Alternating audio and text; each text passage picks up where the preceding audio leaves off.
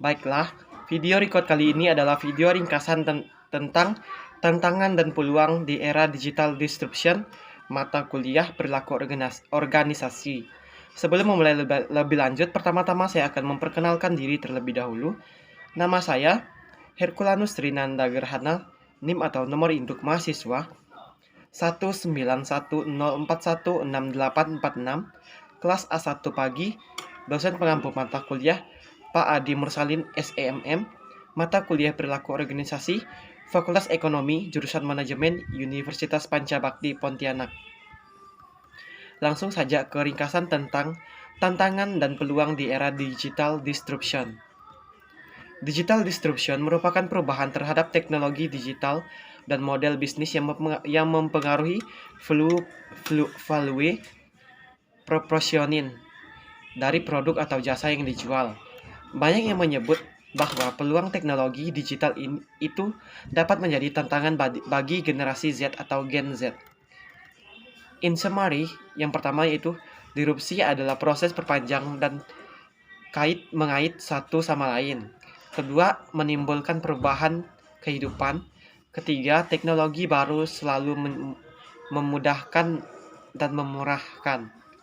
Keempat, menciptakan pasar baru atau new market from the bottom of the pyramid. Selanjutnya yaitu disrupsi melahirkan pasar baru dan pelaku usaha baru. Yang pertama, simpler atau lebih simple. Yang kedua, cheaper yaitu lebih murah. Yang ketiga, more accessibility, lebih terjangkau. Dan 4, faster, lebih cepat. Dan perubahan pada kehidupan. Yang pertama, demokrasi, narasi, bersosial, berdonasi, berkebangsaan, berilmu, bekerja, dan berlibur. Dalam situasi COVID seperti ini, sangat menguntungkan di mana adanya teknologi digital. Bayangkan kalau kita tidak bisa pergi ke restoran, tidak bisa pergi ke pasar, tidak bisa pergi ke sekolah, namun karena adanya teknologi digital, kita bisa tetap belajar.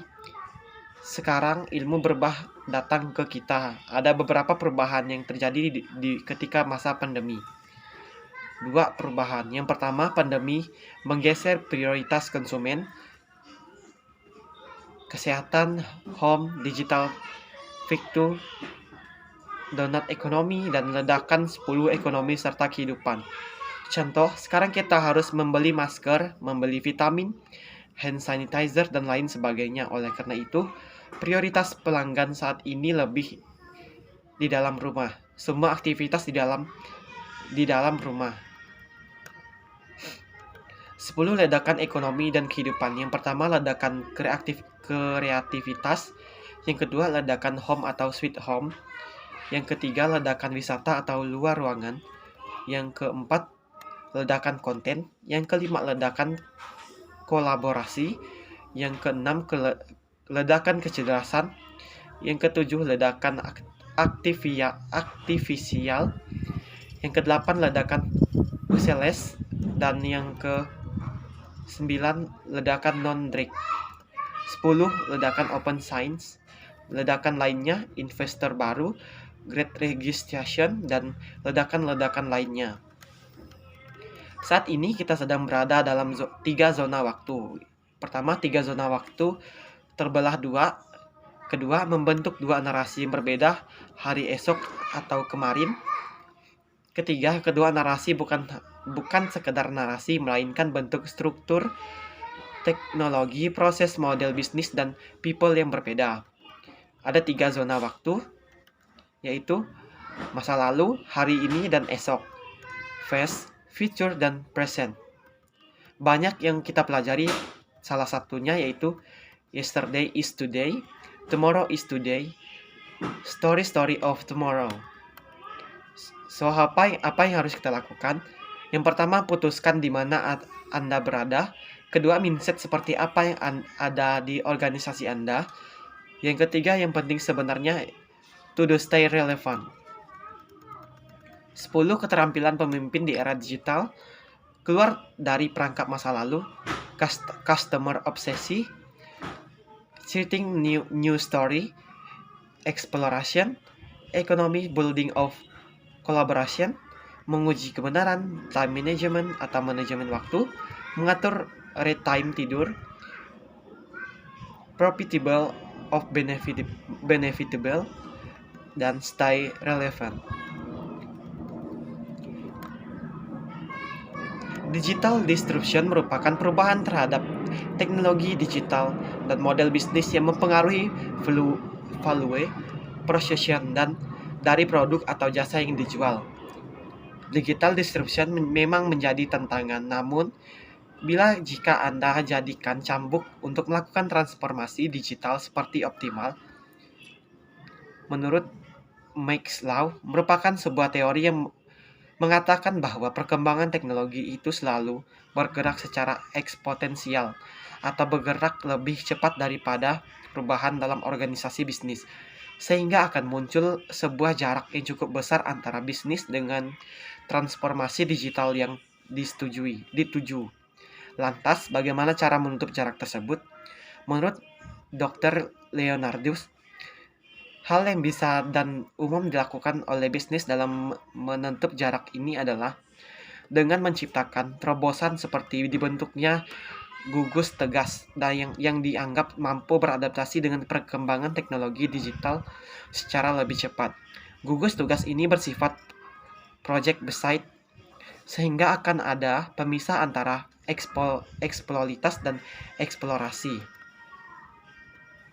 Perubahan persepsi bisnis dan gaya kepemimpinan. Bila semula bisnis berjalan dengan persepsi inside out, di mana produk atau jasa dipasarkan harus laku, sementara kini persepsi bisnis berubah menjadi outside in. Bisnis harus melihat kebutuhan dan demand dari konsumen. Barulah bisnis bisa mulai memproduksi produk atau jasa tersebut. Lingkungan perusahaan harus dirombak. Selain persepsi bisnis dan gaya kepemimpinan, lingkungan perusahaan juga harus dimodifikasi agar dapat menjadi tempat yang nyaman untuk memunculkan inovasi-inovasi baru dalam lingkungan kerja yang baik. Harus ada tercapai kesempatan bagi karyawan untuk meningkatkan skill, bebas berkarya dan membentuk nilai baru. Upaya yang harus dilakukan yaitu agar transformasi digital dilakukan berjalan dengan sukses dan tidak tersendat di tengah jalan, ada beberapa upaya yang perlu menjadi terfokus utama sebuah perusahaan. Para petinggi perusahaan harus memiliki pemikiran serta rencana short term dan long term agar performa bisnis bisa tetap terjaga bahkan meningkat selama transformasi digital. Cara mengakselerasi transformasi di digital. Menurut Dr. Leonardus memberikan contoh kasus akselerasi transformasi digital.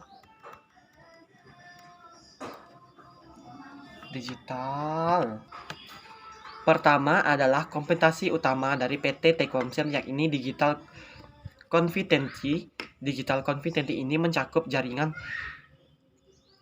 2G dan 5G yang akan menyokong pilar kedua, digital platform.